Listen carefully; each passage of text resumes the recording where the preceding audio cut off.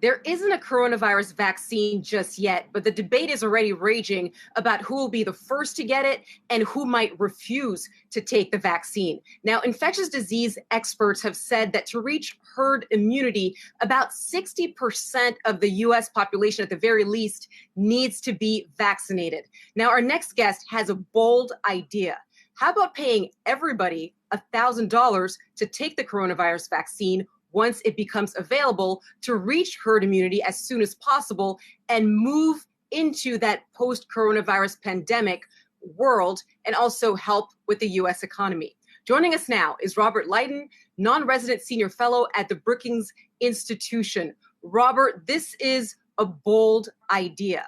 So if you do the math and we get one that's 75% effective, that means that you need 80% of the population to take the shot in order to achieve 60% herd immunity. Now, what are the chances of that?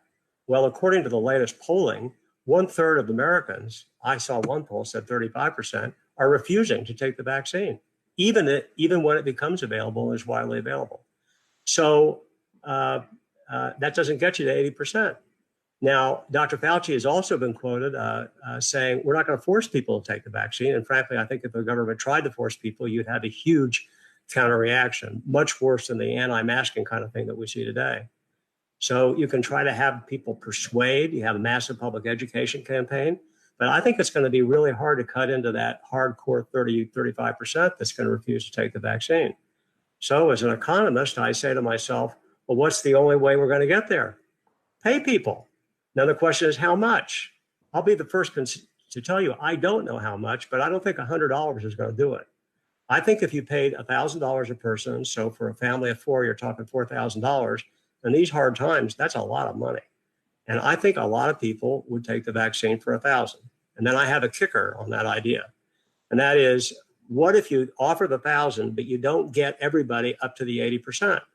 Well, in order to do that, what I would do is say, I'm going to hold back maybe 800 of the 1,000. So you get 200 when you walk in and take the vaccine, but you get the other 800 when the nation gets to 80%. So now everyone that takes the vaccine has an incentive to go on social media, talk to their friends, talk to their family, talk to their church colleagues, et cetera, work colleagues, and say, hey, take the vaccine because you and I will both get that extra $800.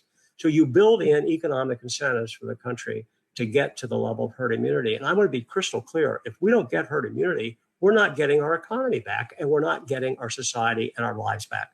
So I don't know what the alternative is.